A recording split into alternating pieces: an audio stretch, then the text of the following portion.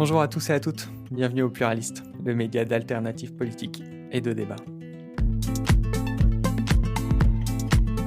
Dans cette présentation consacrée au mouvement constituant populaire, on reçoit Pablo Debray. Pablo Debray, vous êtes un des initiateurs du mouvement constituant populaire. Vous militez pour la mise en place en France d'un RIC constituant. Qu'est-ce que vous entendez par le RIC constituant ? Alors, le RIC constituant, à peu de choses près, c'est rien d'autre que la définition pure et simple de la démocratie. L'idée, c'est que chaque citoyen doit disposer à part égale du pouvoir constituant et de tout le pouvoir constituant, qui est en fait le pouvoir suprême. Tous les autres pouvoirs ne sont que des fonctions déléguées de ce pouvoir. Le pouvoir constituant, c'est la capacité de rédiger la Constitution et donc la capacité de décider des règles du jeu, de la manière dont on veut faire société. Donc, un RIC constituant, c'est la capacité pour chaque citoyen français de proposer à sa toute petite échelle à lui des propositions, modifications de la Constitution, et la certitude que quelles que soient les modifications de Constitution proposées, elles ne pourront être validées que par référendum, c'est-à-dire avec une égalité de pouvoir entre tous les citoyens. C'est ça, le RIC. Des types de RIC, il en existe plusieurs. Pourquoi avoir choisi uniquement le RIC constituant ? Est-ce que vous pouvez rappeler d'ailleurs peut-être les autres types de RIC qui existent ? Il y a un million de types de RIC, il y en a autant qu'on veut en inventer. Les plus connus, on va dire, ce sont législatifs et révocatoires. Alors, les autres types de RIC, en fait, ne sont que des sous-produits, je sais pas, ce sont des envies, des opinions, j'en sais rien. En fait, vous n'êtes pas en démocratie si vous n'avez pas le pouvoir sur votre, directement, hein, sans le biais d'aucun représentant, sur votre constitution.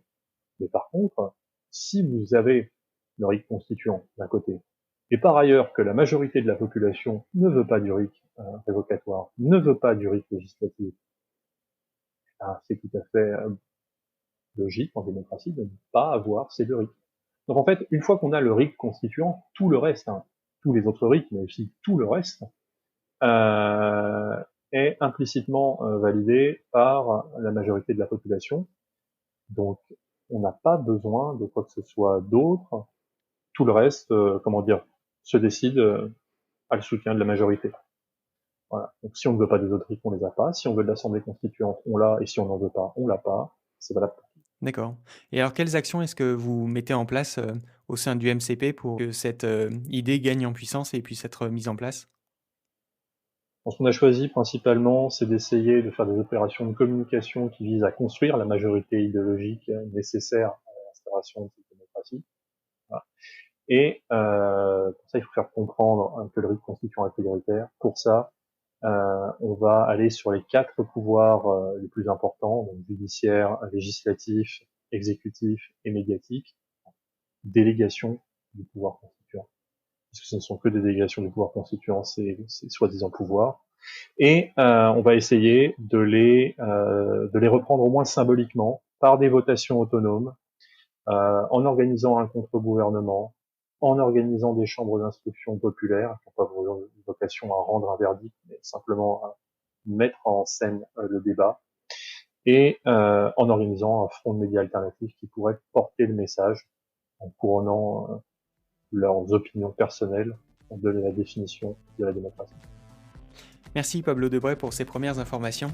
Si vous voulez en savoir plus sur le MCP, sa stratégie et les actions mises en place sur le terrain, vous pouvez écouter notre entretien sur YouTube ou les plateformes de podcast. Le Pluraliste vit grâce à vos dons. Vous pouvez nous soutenir sur notre page Tipeee ou directement sur notre site internet. Merci et bonne écoute.